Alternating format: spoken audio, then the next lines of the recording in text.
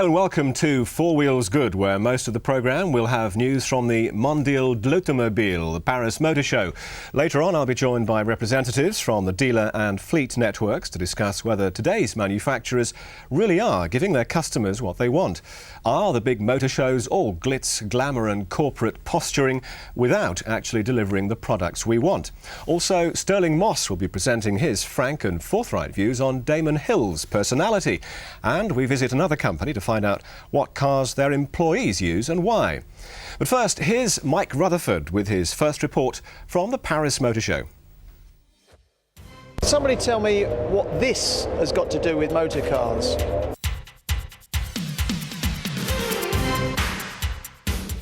And what has this got to do with motor cars?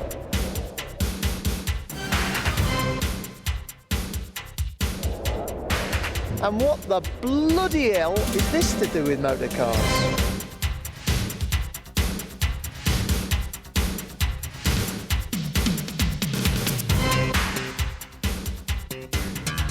Well, all those things have got everything to do with the Paris Motor Show. And believe it or not, there are a few cars here too.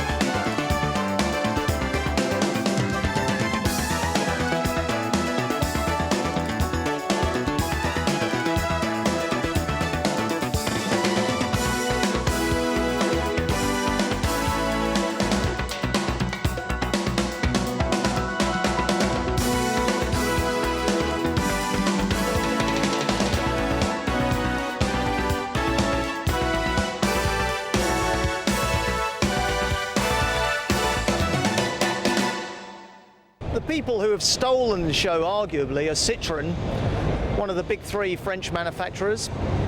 And they've done it with a family of cars, really. And that family is called the Berlingo. There's a sort of city car, there's a van that's coming to Britain, there's a people carrier that potentially is coming to Britain, and there's this thing here, which is a sort of pickup come beach buggy, call it what you will.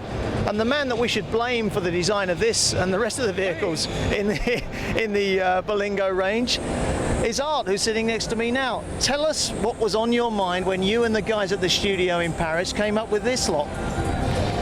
Quite simply, we were at a point in time where we'd like to demonstrate to our own management different concepts that could come off a base floor plan, which is the Berlingo, which you know is a commercial vehicle which has a flat floor. And we wanted to demonstrate that you could make a lot of fun vehicles off of this sort of a platform. And not very realistic, is it? We're never going to see anything like this in the showroom, are we? Absolutely. Matter of fact, if you look at the yellow vehicle to your right, that will be in the showroom. And it's a continuation. These two particular cars are concept cars. But if you look at them carefully, they have the sheet metal as an example of the front end of the Berlingo. They have the windscreen. They have the instrument panel. They have the floor plan. So consequently, you're very close. Now, it seems to me that there's a bit of a contradiction going on here. There's Citroen saying that what we're trying to do is build wacky, exciting looking cars. That's exactly what Citroen had a reputation for. Witness cars like the Citroen 2CV, for example. You moved away from that, you went more mainstream, you started producing Euro boxes, and now you're going back to the wackier designs. Well, we wouldn't exactly. Sorry, I didn't mean it as in such a derogatory way, but you know what I mean. No, we're not going back to wacky designs. I think if you look at the Boule, it's a car that even when we photographed it in Paris on the Champs-Élysées, early in the morning, the police would come up, the public, everybody would stop. As a matter of fact, the police almost arrested us. But by the end of it, the police were in the car, and everybody walked away with a smile. It's a happy car, a car that gives a feeling of security and happiness. And if you look at the car, it's actually shaped like an egg. The exterior color is the color of an egg. Go to work in an egg? Absolutely. The most effective for strength is an egg-shaped vehicle. If you look on the inside of the vehicle, the seats are like the yolk of an egg. They're round, they're yellow. So we tried to play through, it's a concept car, but on the shape of an egg, both interior and exterior, you have a continuity of design. Well, here we are. The High Tack Award of the Paris Motor Show goes first to Lada's Bigfoot Neva four-wheel drive vehicle, but also to the musicians on stage here. I don't know where these guys are from, but we got old Tophole here on violin and Eric Clapton on guitar, and we got Sting on bass, and I think that's Russ Conway playing the squeeze box. Go on, boys, go for it. I thank y'all. With me now at the Paris Motor Show is Mark Payton, editor of What Car magazine, and one of your personal favourites at the show, Mark, I know, is the new Peugeot coupe. Talk us through it and tell us what you particularly like about it. Yeah, well, everybody at the show is talking about Ford car, Ford Mondeo. It seems to be Ford. I think quietly this thing has stolen the show. It is absolutely beautiful. I mean, it'll be on sale next summer with a 3-litre V6 packed in it. And to be honest with you, it's a real sort of poor man's Ferrari if you look at the lines of the thing. I think they'll absolutely wipe the coupe market out with it.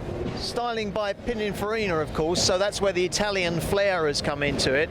But I mean, it is staggeringly good looking, isn't it? And it's come at a time when Nissan are claiming, at least, that the new Primera, the very, very boring looking, it has to be said, new Primera, is beating the 406 in terms of handling and ride and driver appeal. Do you think this is the car that might claw it back for Peugeot? Yeah, well, you see, I mean, the first thing is I would agree with you. The Primera is not a great looking car. 406 has always had good lines. I think this is the car that will take the market back for them. It's an incredible looking thing. The curious thing will be, they're not talking about pricing yet, but I think they may even try and go for a premium with this thing because people will just get in the showroom and spend money whatever. What else is going to compete with this in the UK market when it eventually arrives about 9 months from now, I guess?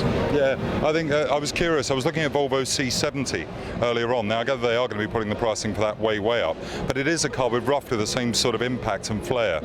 It seems to be that car manufacturers are getting away from these boring Euro boxes or Japanese boxes and actually bringing back cars that actually look the part. Do you remember the days when we used to all struggle to tell one car from another? This is very definitely a Peugeot, that's very definitely a Volvo, and so on. I think there's definitely a reason for that, though. I think what's happened is that the manufacturers have realised that they've all got to a certain level. One car is now more or less much like another to drive, and I think the way that they've begun to define their markets and get customers back is by making them look different again. I think it's got to be a good thing. I mean, I was sick and tired of the whole of the 70s and 80s when every other box looked like every other box, and it's great to be at a show where there's some really remarkable looking things. Well, this is the most hyped car of the year, the new British-built Nissan Primera, which has been launched with a £15 million budget behind it. Our very own and our very lovely Ginny Buckley has been driving it. The advertising strapline for the new Nissan Primera is, "It's a driver's car, so drive it." Blatant, direct, and a far cry from the bewildering slogan Nissan used in their Almira launch ads. In this case, Nissan desperately wants you to drive the new Primera, because although it looks very similar to the old, virtually every element of the car has been improved, and only by getting in it and taking it for a spin would you realise this. It's bigger, safer, more ergonomic, and with handling that makes it a joy to drive. You're looking at a car which should be taken very seriously indeed. Part of the design brief with this car was that you could drive 1,000 kilometres, get out of it, have a cup of tea and feel as if you'd just been round the corner to the local shop. So it's that sort of driving experience. In terms of the research, we've researched in terms of colour and trim, looking at more modern trends, moving away from many of the whites, the greys, the blues, and you see behind me one of our grabber colours, bronze, which we think will also attract people. Internally, we've spent a lot of time looking at the way the fascia's laid out to make it more like a cockpit feel, as if you were flying a 737, something like that. So that'll also appeal to many of the people who are going to drive the car. The research showed us a lot of interesting facts, things that European customers find important. For instance, on the old Primera we had an internal boot release. On the new Primera we have a release with a button in the tailgate. And we found that was particularly important for people with supermarket trolleys as they approach cars.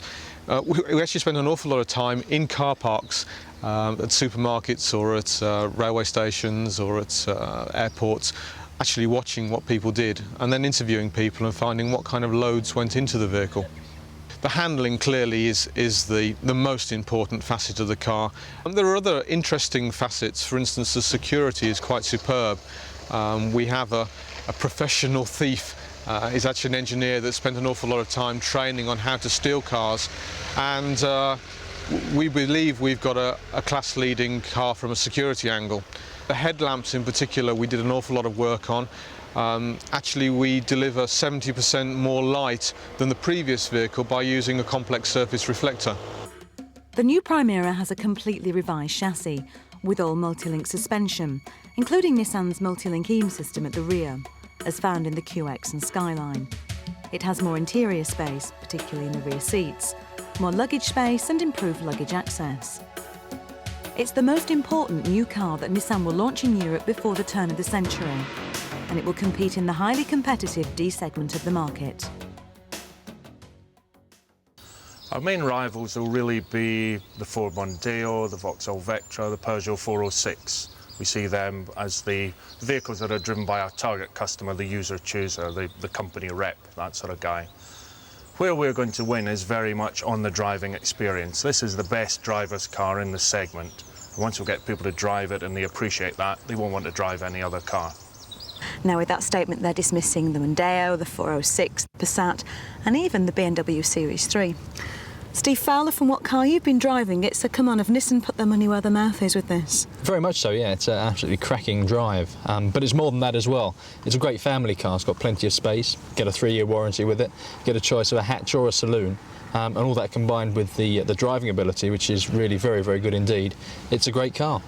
At first glance, Steve, let's face it, it doesn't look that different from the old model. And they took a huge gamble with the Micra and produced something really quite unusual.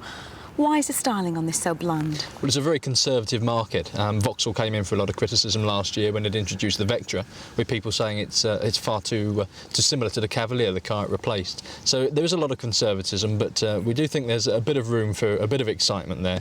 And Nissan really should have done a little bit better with the styling, because let's be honest, that's the main thing that lets this car down. They've certainly not taken the gamble they did with the Micra. The styling is quite bland on it, isn't it? Yeah, no risks at all. A little disappointing, although the model we've got here, the SI, is probably one of the better ones, because it's got a spoiler and some nice alloy wheels and things like that. Yeah, so a few extras on there. It does break it up slightly, but the overall impression, unfortunately, is of blandness. I find it hard to believe that Nissan have actually spent quite a lot of time researching in all the European style centres to get this vehicle right. Yeah. Because you wonder what's happening in style in general if this is the best they could come up with. That's right. Well, as we said, you've got to be very conservative in this market. People don't want radical designs, and it's easier to play safe than it is to do something like Ford did back in the 80s when they introduced the Sierra with its jelly mould. It took quite a long while for customers to get used to that look. But forgetting the look, it's on the road where the Primera scores. Well, really, the sharpness of the steering is very good indeed. They've upgraded the engines. There's only a 1.6 and a 2 litre, which might count against Nissan because the fleet market tends to like a 1.8. But the engines they do have a very good, tremendous amount of power, and at motorway speeds they're very refined as well. The old Primera was very good to drive, but this is even better. The steering's sharp, it's got some good engines inside, so there's plenty of performance, and it holds the road extremely well. It's great fun to drive. And it's the car of the future? Well, we don't know about being the car of the future. It's such a hotly contested market. A year ago, we would have said something like the Citroen Xantia or Renault Laguna, or the Ford Mondeo might have been the pick. Last year, the Vauxhall Vectra came along. That beat the lot of them. Then the 406, Peugeot's 406 came along. That went to the top of the class. Now you've got this, which is right at the top of the class with everything else. And coming soon after this, you've got a new Ford Mondeo and a Volkswagen Passat. So it's hot competition out there. So as they say, watch this space. Indeed, yeah. As the new Primera starts to roll off the production lines in Sunderland, Nissan UK's manufacturing operation celebrates its 12th birthday. Since Mrs Thatcher opened the plant in 1986, Nissan has built 3 major models, including the Micra and the original Primera. The Sunderland plant has won many awards, including 3 successive Queen's Awards for export achievement, and it now employs over 4,000 people. Nissan is now Britain's biggest car exporter, building for 36 world markets. Nissan is putting a lot into the marketing of this new Primera to ensure that the mistakes of the original model's launch are not repeated. The Primera in the old form was never properly launched. There were legal wranglings at the time between the previous distributor, Nissan UK, and our parent company, Nissan. That's now been resolved, and we reckon that the previous distributor underinvested in advertising to the tune of £11 million at launch. And you've got to really invest at launch for a successful launch. So that mistake will not happen. Our plans are significant. We're going to dominate the media towards the end of this year with our advertising stance, and that way give the car the start in life it deserves.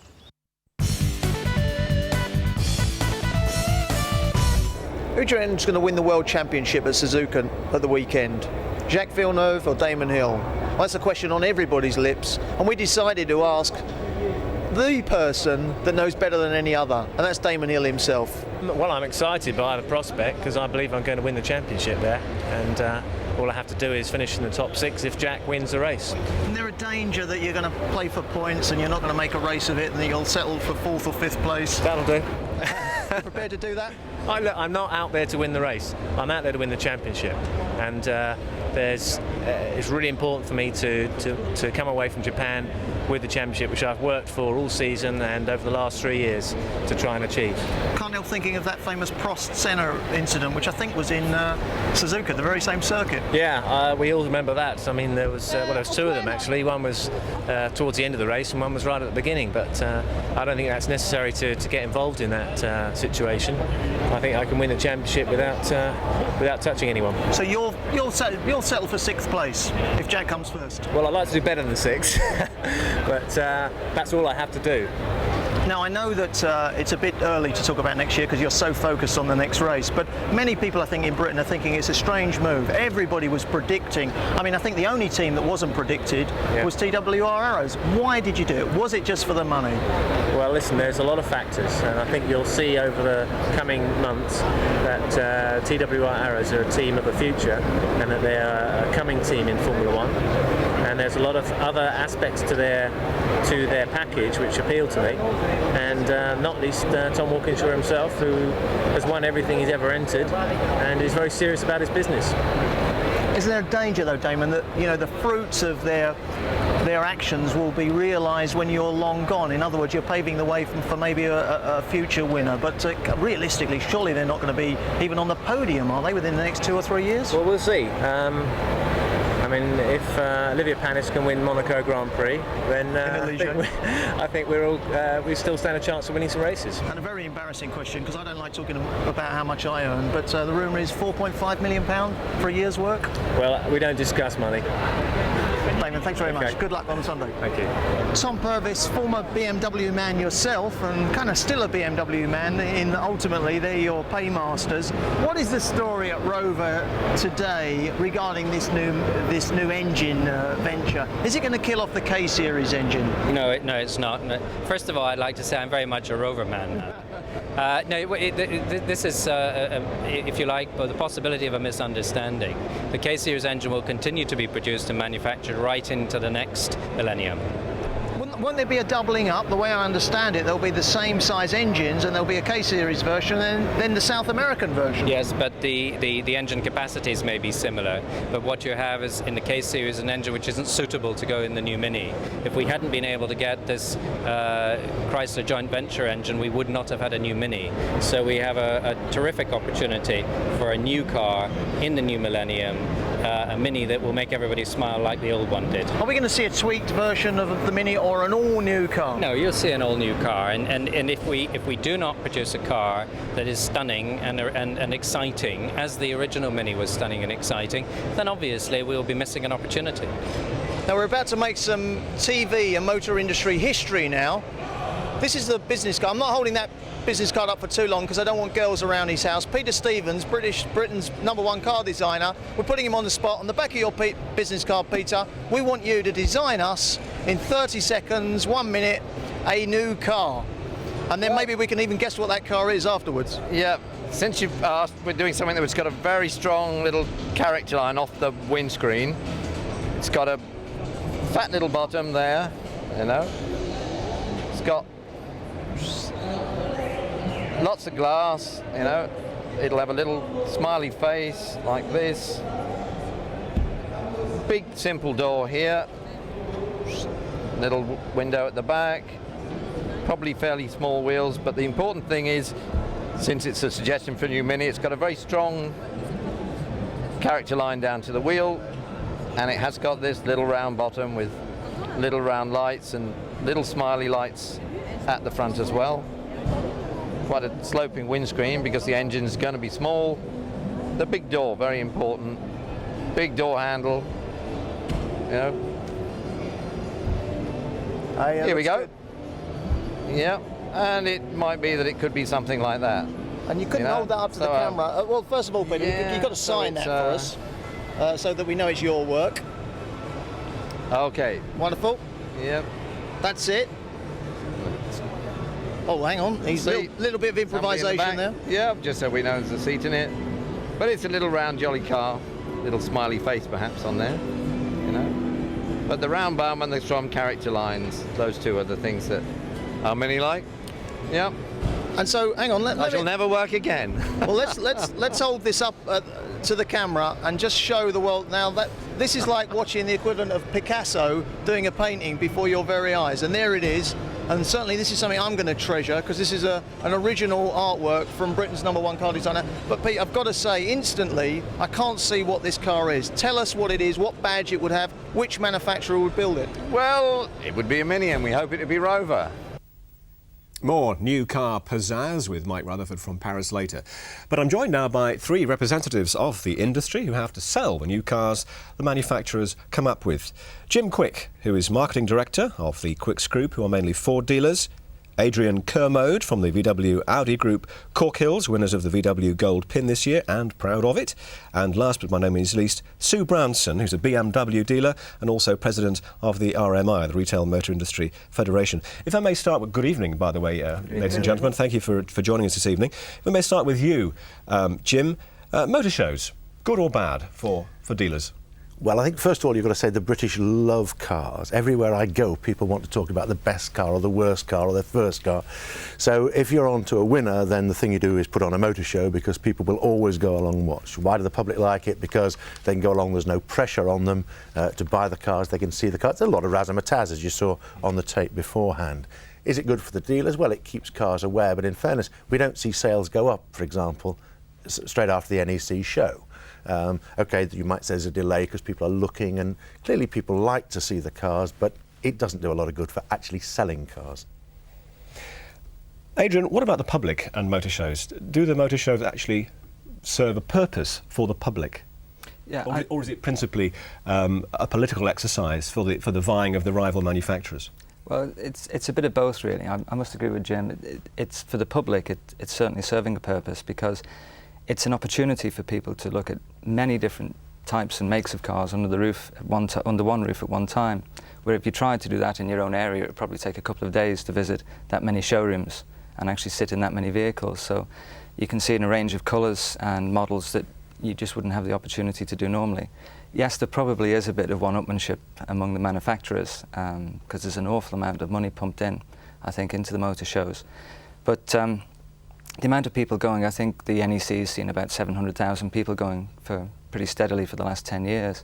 And it's more than just seeing the vehicles, it's a day out for the family, really. It's a day out for the family, isn't it? But for the average person who's spending an awful lot of money on a car, let's face it, it's the second most expensive purchase that most people make. Do they get a fair crack of the whip when they go to the motor show? Yes, it's all glitz and glamour. They see these glorious new models spinning around on turntables, but nobody gets a chance to drive a new car, do they? Would you like to change the motor show in any way, Sue? I don't think so at all. I think that the NEC, which is once every other year, there's a London Motor Show in between, people do have the chance. They can go to the Daily Mail exhibition, there's a creche where they can leave their children, and they have the ability, as Andrew's just said, to go and look at every single model that's there. What about the concept of driver days, where perhaps rather than having a bi-yearly huge event at the NEC or Earls Court or wherever, having a number of smaller motor shows nationwide where people could actually get hands-on experience and possibly test drive vehicles? Would that be a viable option? Well, I think there's two things you're talking about there. Drive-in days, the manufacturers, or indeed the dealers, do that as a matter of course. They want to get their customers in, or potential customers in, but it can only be one. They're exclusively one model. Local shows are a problem, because the manufacturers say, look, we put a lot of money into the NEC. We can't come out and do regional shows. We might help you put the stand up, and we'll put a stand up in wherever your regional show is, but it's up to you, the dealer, to man it. Now, the biggest problem that we have as dealers is that we build, because we have to, because the manufacturers request it, very large and expansive showrooms.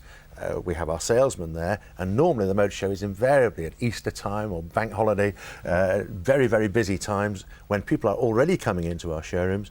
But what do? Not only do we take them away, take the customers and our salesmen away, but we pay to go into another hall somewhere else. Right. And the point that you're making to Sue is very valid. Somebody wants to know, am I going to buy a car? What's my car worth now? Well, you can't do that. You can't appraise the car because there's no facilities to do that. Can I have a test drive of the car? Well, yes, you can. We'll take your name and address and contact you and come back to you later. It's not instantaneous. If they come into a showroom, then we can give them all the time that they need in nice surroundings without any hassle, and we can do the test drive there and then, and we can appraise the used car and negotiate the deal. So regional shows, I'm not so sure about. When you mentioned the customer briefly earlier, I would like to talk to you about customers in general. You have great experience at seeing the customers come through your doors. Do customers, there's such a wealth of information these days, the magazines, excellent motoring programmes like 4 Wheels Good, for instance. Do you find that customers are more informed these days when they walk through the door? Do they know about the new models, the new gadgets, the extras? Yes, that is absolutely. There are so many motor magazines, and there are so many different articles in newspapers, and as you rightly say, all the motoring programmes on television. I think the customer is very well informed. And I think most men, as Jim has just said, absolutely love their car, and women do too. And I think going to the motor show, we can see and look at all the models that we want to look at, but also we can then go back to our local showroom and test drive and have our car evaluated, as Jim said. If the customer is more informed, Adrian, does that make your job as a dealer easier or more difficult? I'd say on the whole it makes the job a lot easier. The customers tend to know what they're looking for, and they do know what's available. I think the customer's more informed than ever before, as Sue says. There's so much information readily available. So when your clients come in the showroom, they know more or less what they're looking for, and then it's just down to a matter of striking the deal, really. Yes. You agree with that, Jim? Yeah, very much so. It's interesting. People say, oh, well, I wonder if somebody goes along and has a look at the Ford and then the Vauxhall and then the Peugeot. All the research says they don't do that. No, they've actually short list. Yeah, they've made a decision already. It might be because a neighbour's got the car or they've seen the car, they like the car. So what they're going to buy is an Escort, for sake of argument. It's then a question of going to the dealer, making sure that is what he wants, and then maybe talking amongst different dealers to get the price or the service that he's going to get. But isn't 30, 35, 40% of the people who buy their first car buy the same car again twice? Yes, it's a figure like that. Yeah. And the other thing is when you go and have your L plates on and you're learning to drive, 90-something% of the people would like to buy the car that they've actually done their driving lessons in. Yes. Really? Yes, I mean it's quite amazing. It doesn't often happen because they're in the market for used cars or second-hand cars. But they actually feel to the car they drove in when they feel safer and happier. That's why all the manufacturers are chasing the British School of Motoring, isn't it? That's right. Now, the manufacturers come in for a lot of criticism from customers who say the manufacturers aren't listening to us. They don't know what we want, our likes and dislikes. Is there some sort of system for feedback from the customer to the manufacturer via the dealer? Well, very much so. The system for feedback really is that everybody that buys a new car is written to by the manufacturer. I think all manufacturers do this now. So 2 to 3 weeks after taking purchase of the vehicle and having it at home, you receive a questionnaire from the manufacturer, which is very detailed. It not only asks questions regarding what you thought about the car and the controls on the car. And it's an effective system, it does work. Yeah. I think that the other questions they ask are things that in such minute detail as to were you offered a cup of coffee on vehicle handover and things like that. So I'd say they've got an awful lot of information coming back and they do act on that. Yeah. I think the other thing they do, and most manufacturers again do this, is get customers together who are actually driving the cars and have quality circles and say, now what do you like about the car? What do your drivers think about the car? What do people like or dislike about it? So they get a tremendous amount of feedback, and they do act on that feedback too. We'll have to leave it there. We're out of time. We could clearly talk about this all night, but thank you for joining us. Thank you. Well, we'll take a short break now. More from Mike Rutherford at the Paris show in a moment. An important year for Ford, and that's a massive understatement. 2 new cars, of course. Steve Fowler, the new Ford Ka, spelt K-A, and the Mondeo. How significant for Britain's biggest car company? Oh, very significant. A lot of investment's gone into it. The car's very exciting, something very new. The Mondeo also looks quite interesting. It's a very competitive market. You've got the new Primera, which we looked at recently.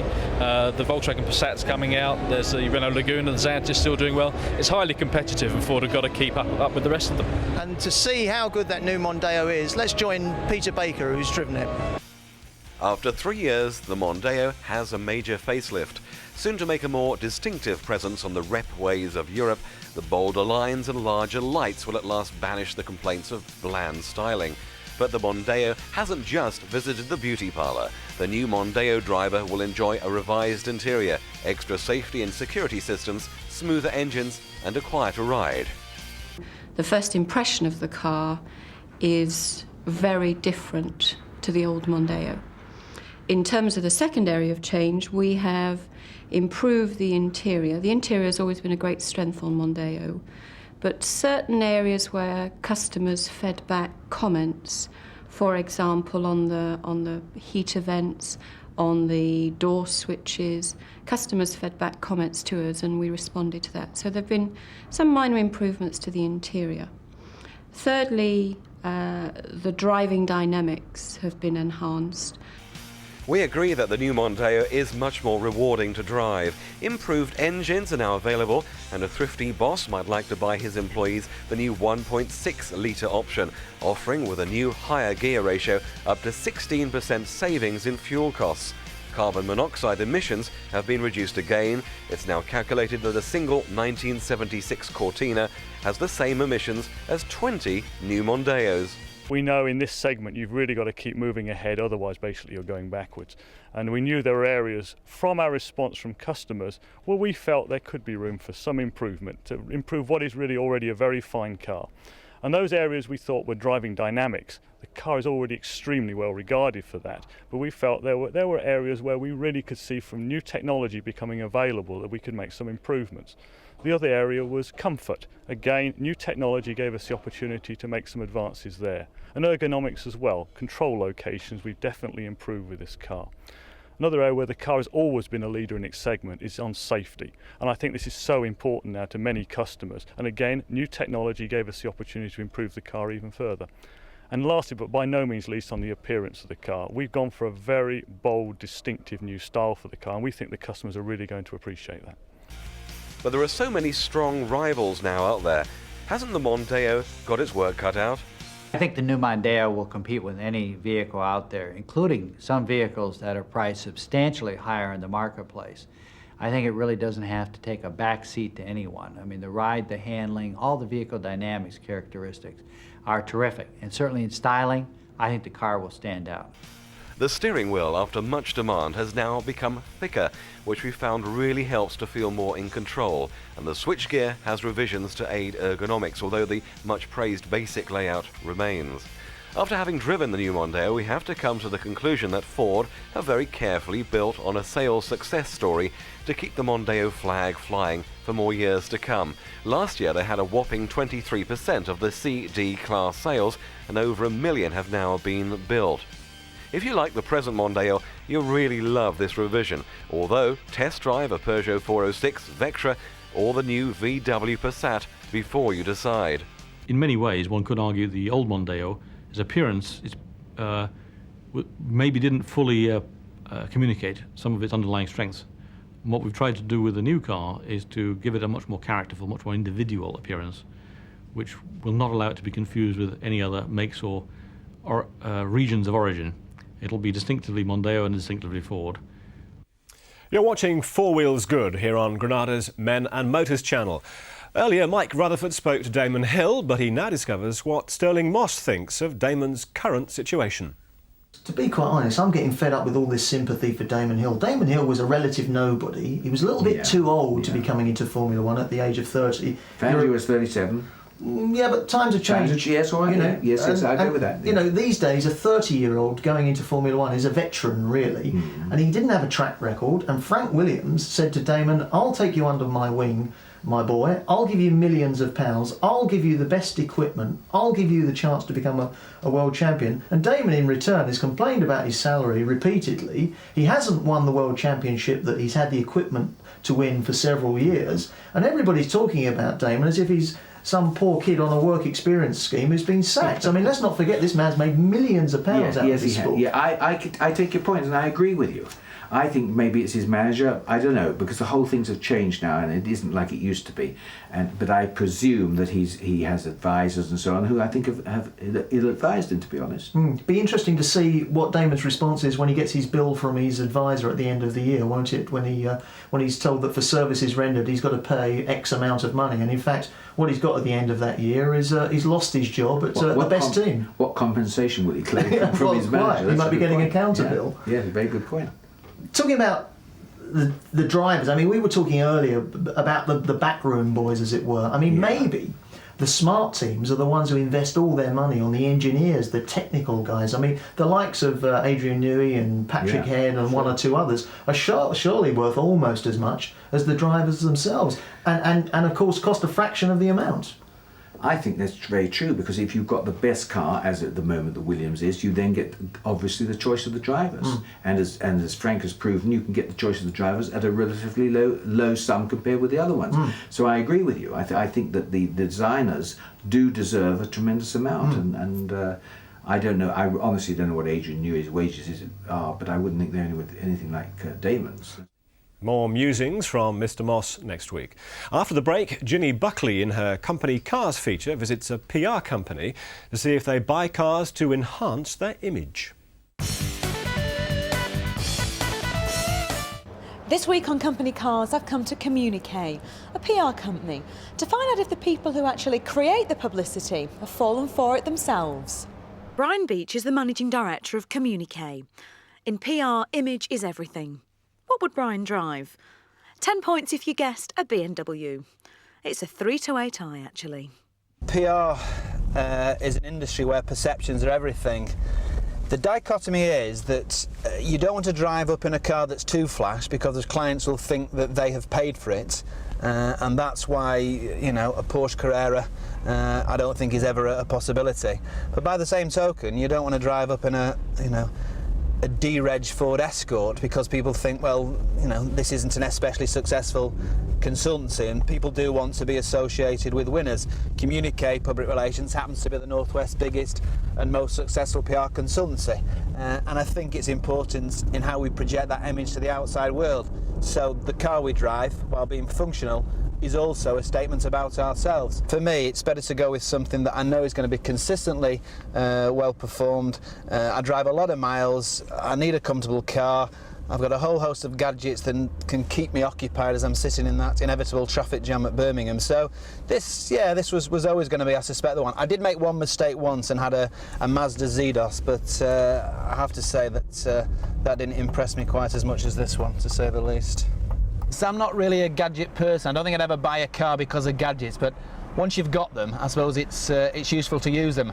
I particularly like the one that tells you how much petrol you've got left in the tank down to the last mile, because you're never faced with that agonising decision when it goes into the red of, it says it's empty, but is it, and how much is there left to go? I mean, this car actually says, you know, you have 35 miles left in the tank, so I'm sort of like Rain Man. I get very sort of worried about the simplest thing, and that's a comfort factor to me, I have to say. The other one I like is how you can actually pump in the distance, and say you're doing a journey of here to Luton where we have 2 or 3 clients, you stick in the mileage and it can tell you exactly to the minute what time you're going to arrive. I started life as a teacher. My first car was a Morris 1000. I can even remember the registration number, OND114H, so if that's out there somewhere, I'd like to know, because I have very fond memories of it. So after that, I suppose, anything else is going to be a better proposition. This, though, is, I think, the 5th BMW I've had since I've been in consultancy. And people say, well, everybody's got a BMW. Well, everybody's got a BMW because it's the best car there is. It's like, why does everybody watch Manchester United? Because Manchester United are the best team there are. So this one is particularly good. It's a 328i, and I'm really, really pleased with it. Brian drives a seriously stylish motor, and he knows it. His job is a great excuse for insisting on owning a car which reflects an image of success and enthusiasm. And what's more, if rapid depreciation on a car has the potential to reduce you to tears, a BMW will save you a lot of hankies. If you look after a BMW, there'll be no problem when it comes to resell. The whole package is a well-engineered, sensible package. But BMW could become a victim of its own success. More and more are making their way into company fleets, beginning to dent that special image just a little. Now, this really isn't a family car. Space in the rear is cramped, and the middle passenger has to straddle the transmission tunnel, and headroom in the back is low. Footroom is poor too, with the front seats in the lowest position. Boot space is not vast, but perfectly adequate for a set of golf clubs. It's an ideal vehicle for dinkies, double income, no kids yet people, for them to travel in luxury. Debbie Wells is an account director with the firm, and she drives the Toyota Celica. I didn't actually choose this car. It was chosen, of course, as you might imagine, by a fella, having looked at the colour and shape and sleekiness of it. The person who worked for the company before me actually chose it. If I had all the money in the world, I would still go for something which is not necessarily that expensive. Like a Carmen Gear is about, what, 7 grand, 9 grand, top of the range one, which has been really done up nicely. I'd still go for something like that. Something that's a bit different, that's eye-catching, not for the reason that it's so expensive, but for the reason that it's just a bit different. A really nice, smooth runner, wonderful to drive, shifts beautifully, so it is a real pleasure to drive. I just think it gives out all the wrong messages about the person who's driving it, though. Because the sort of person who'll drive a car like this is sort of an archetypal PR person. It's very flashy, it's very glitzy, and that's not actually the sort of person that I am. Debbie may not have chosen the Toyota Celica for herself, but many would dearly swap their ubiquitous family runaround for this stylish sporter. If you're into hard sports driving, you may be disappointed by the rather soft ride. And it's a shame they had to ruin the sporty image with these cheap hubcaps, though alloy wheels are now standard on the Celica. Connoisseurs of this kind of car, though, may reject the bland styling, preferring the aggressive look of the previous Celica, even though the current model packs a bigger punch underneath the bonnet. There are loads of onboard toys with straightforward switchgear, but do hunt around before you part with your cash. Price differences for a year or two old Celica can be huge. Claire Bryant is a PA. Her company car is a Ford Fiesta Festival. Well, unlike Debbie's, this is my car. I've always wanted a Fiesta. Right from as far as when I started driving, a Fiesta was what I wanted. I've always wanted a green car. And when I found this one that was green, that was it. I was sold. I thought, that's it, I want this car. I'm not having anything else, just this car. Fiestas are really quite nippy. That's what I like about them. They're not particularly powerful, but they certainly get me from A to B very quickly. And as I tend to drive about 30 miles a day, I also look for a car that's quite comfortable and doesn't use too much petrol. The Fiestas that I see in the road tend to be a lot of reds and whites. There are very few green Fiestas on the road, and certainly not the limited edition, which are Fiesta Festivals, which is what this car is. So there are very few Fiesta Festivals around. I think if I had all the money in the world, the car that I would love to have is an Audi A4 soft top. Fantastic cars, really quiet to drive in, beautiful looking cars, and what I think of really as being a sort of a woman's car. Not particularly sporty, very comfortable, just beautiful. $1 billion of Ford money was spent developing the Fiesta, and after 9.5 units sold across the globe, this has certainly paid off. We have to say that the all-new 1996 Fiesta with the droopy face you've seen around is a vast improvement on what is now sold as the classic. But this is not to say that this L-Reg is a poor car. After all, it spent years of its life at the top of the UK bestsellers. The car will do you proud on short trips or to take you to and from work. And if you don't want to plough too much cash into your motor, and image and refinement is not an issue, the Ford Fiesta is still a reasonably good buy. Parts and service charges will be low and fuel economy will be good. Certainly this Mark III, which was launched in 1989, is a far better choice than the earlier tinny and somewhat unreliable versions of the Fiesta. Well, there you go. It would seem that image does count, and they certainly seem quite happy with the cars they've chosen for their employees. Ginny will be back next week with 3 more examples of cars that people drive and why they choose them. We hope you've enjoyed our first bit of coverage of the Paris Motor Show, and there's so much more to report on, so Mike Rutherford will be returning to Paris next week. That's it for another programme. More from the four-wheeled world next week. From me, good night.